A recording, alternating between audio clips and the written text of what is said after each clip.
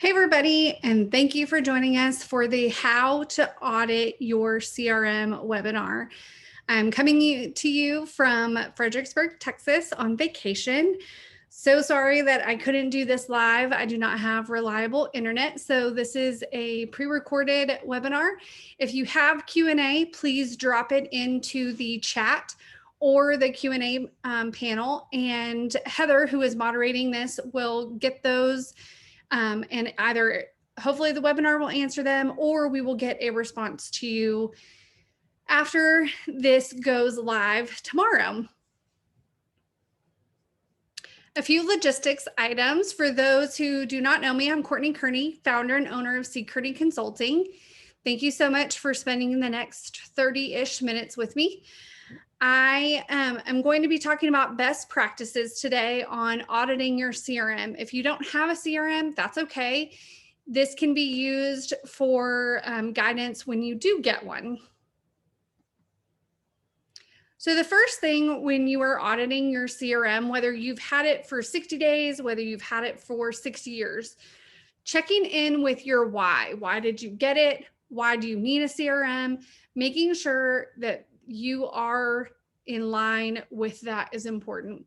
I always like to start every training session with telling users or explaining to people why they need to use their CRM or whatever piece of the program we are training on, so that everybody understands the importance. It's not just something that we're adding to your to-do list, but this is the reason why. That why is different for every firm. Some firm, it is because they need a central place to put all of your contact information. So truly a automated Rolodex, if you will. Other firms, it's because they need transparency with their communication, or they want to move more towards a data-driven culture so that leadership can make those data-driven decisions. Whatever that why is for your firm, making sure that it's documented and everybody understands what that is so that they can participate in making sure that that becomes a reality for your CRM. The next piece, this can be time consuming, so don't feel like you have to do it all at once, but really understanding what fields are being utilized. So my parents are from Iowa, and Field of Dreams was always a big deal growing up, but empty fields are not the dream. So making sure that all of your fields that are on or enabled, required, are populated. You might say, Courtney, if they're required, why would I run reports to see if they're populated? If there are ways to circumvent those, then you still need to run reports. So for example, if I'm able to enter an opportunity on my cell phone, if those required fields don't come through, that's going to be an issue. Or if I'm able to change stages on a grid or other ways, whether it's in Outlook, things like that, and bypass the required fields, those need to be monitored. One of the quickest ways to lose user buy-in or to lose motivation or momentum is to have a ton of fields turned on for one day we'll use this, or maybe we'll use this information. If you're not actively using it, turn it off, because you want the fields that matter to be turned on for your users. Some CRMs have different forms that you can build so that your healthcare users are filling out one data set and your higher education or education users are filling out a different data set. You can make different things required, but your education people are not seeing things like number of hospital beds or number of ORs. And your healthcare people are not seeing number of classrooms or number of student beds. Those you do not want to muddy the water, because you don't want people skipping fields because they think that they're irrelevant. Looking at this, you run exception reports. So running things like, for all of our opportunities, what opportunities are missing offices, or what opportunities are missing insert category here, whether that's contract type or size, dollar amount. If people are entering ones or $5 to get past the dollar requirement, putting a thing like, your company does not chase anything less than, I don't know, $100,000. Look for all opportunities less than $100,000, especially if you're using widgets on your dashboards. This is important because you want your dashboards to be relevant, viable information. So making sure that all of your widgets are true data that are being projected and not data sets that are missing or have holes or incomplete. You want to make sure that you have confidence in what's being displayed. So empty fields, you want them populated for your audit. Reviewing value list and removing any values that are not being used. Sometimes when we do audits, we come in and we say things like company type. There could be 20 values listed in a company type, like client or prospect or former client or contractor, engineer, architect. If you run a report and group by that value list, so group by company type, you can quickly see which ones are not used or not used very often. So some of the times when we run that audit report and we'll see that something like former client, there's only 2 listed. So that can lead us down a path of let's work on our process. When a project is complete, mark that client as a former client. Or are we just not using that? Is that not a tag that means anything to us? And if so, let's turn it off. Making sure that when you review this value list, be hesitant to delete things from your account, delete values from your account, because you don't want to create ghost data. Ghost data is when you've deleted the value, but the information stayed on the record, and now there's no way to delete it because that value doesn't exist in your system anymore. So you want to make sure that you're either unselecting that information or you're just turning it off so it can't be used in the future. Making sure that you understand what values are being used and how is an important part of your audit. Again, this can lead you down process questions. So if you come up with 3 values that are lightly populated or not populated at all, you can ask those questions. What was our intention of when we created former client? What did we intend to use it for? How did we foresee this being used? You can check in with your intentions. Make sure that you sign up to receive product updates and or training opportunities from your CRM platform. Most of the popular platforms, Salesforce, Deltek, CoCentral, all of those provide training and or provide product updates. Make sure that you're reading those or at least receiving them so that you can make sure that you stay up to date on where they're headed, what bugs are they fixing. Don't be scared to communicate with your product as well as your SaaS company so that you can be informed on where they're headed, what they're doing, what information they're putting out, if they have any upcoming trainings or conferences. You want to make sure that you leverage that you are a customer, you are their client. So you need to make sure that they're communicating with you. You can also ask them for references, current, active, long-standing clients. I stress the long-standing clients because if they give you a brand new client that's super happy, they're just going off of what they will regurgitate as in the sales process instead of how they're actually using the system. So make sure that you ask for long-standing client references. Oh, and join a user group. We have a CRM specific user group on the second Thursday of every month. We alternate having guest speakers every other month. This month, June, we are having a guest speaker from Rogers O'Brien. Terry's going to talk to us about being a CRM database manager and what that looks like for her firm and her journey of how she got to that position. So definitely join us on the second Thursday of the month as we have CRM discussions. Or again, reach out to your CRM provider and ask them if they have local user groups, national user groups that you can get plugged into. Check for new features. This kind of goes in line with that product update, but really understanding their roadmap. Are they focusing on mobile? Is that something that's important to you? Is your product focused on Outlook? If so, do you have the same roadmap to get the technology if you don't already have it? So if it requires Office 365 and you don't have Office 365, is that in your roadmap to get it so that you can be in line with how they're developing the product that you've chosen? Making sure that you understand where they're headed so that you can align and know what new features are coming out is important. Auditing your CRM comes down to utilization, making sure that you are utilizing your CRM system to the fullest, however you intend to utilize it.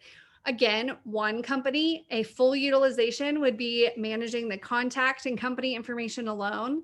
Another, it might be fully utilized as long as all the pursuits are in there. A separate company might only care about the project data for resumes and project sheets.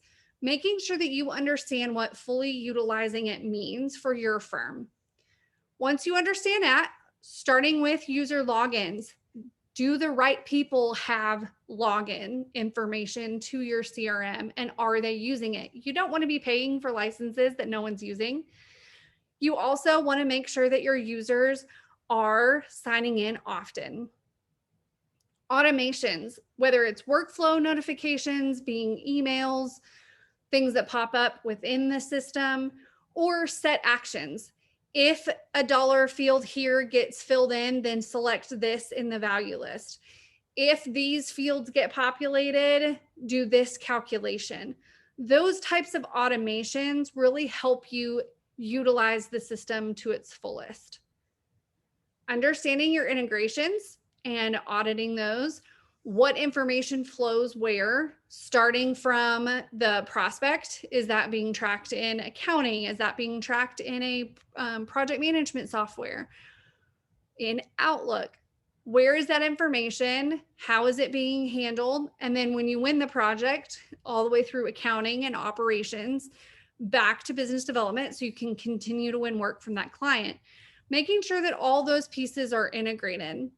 The other thing that you want to do, especially if you're a marketer, is make sure that you are not double data entry. So if you have your information that you're inputting into your CRM, like contact information, specifically emails, you don't want to have to double enter that into a social media platform or a survey platform.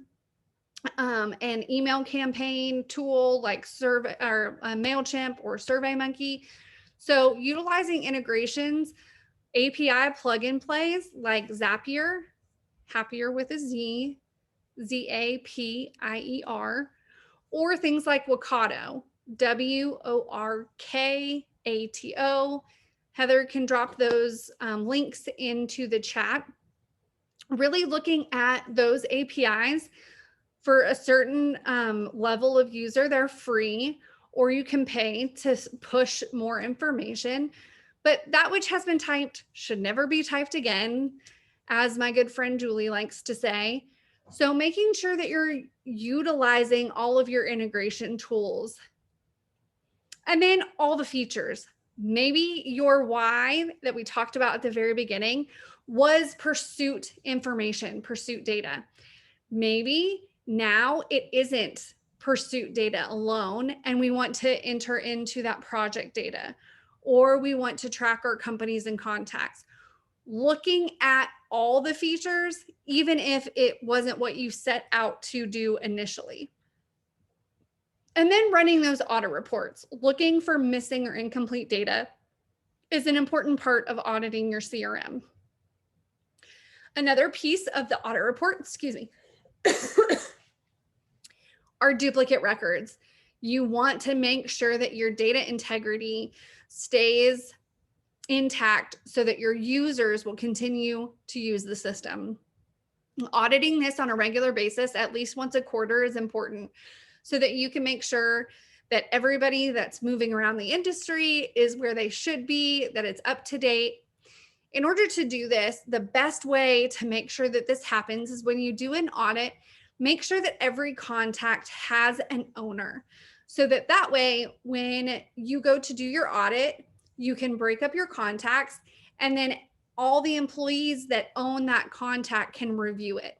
So if you have 20,000 contacts in your CRM, maybe John only owns 150 and Sally owns 250, so forth and so on. Everybody can handle their piece of it, and they can quickly look down the list and say, oh, Dave's moved, Tim's moved. Nope, this person is still here. That's good information. And you can update that on a regular basis. Making sure that you don't only delete duplicates, but that you merge them, especially when it comes to associations to that record. So you want to make sure that if this contact record and this contact record is for the same person, if this has some project associations and this one has pursuit associations, that they get merged together, especially if you have other integrations going on, so that on the back end, IDs can be merged as well.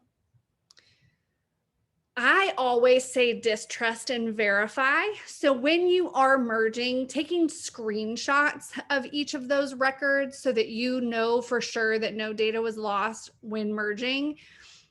I tend to be that way, but I want to make sure that none of my data is lost. So you might have a system that you 100% trust. I always say distrust and verify.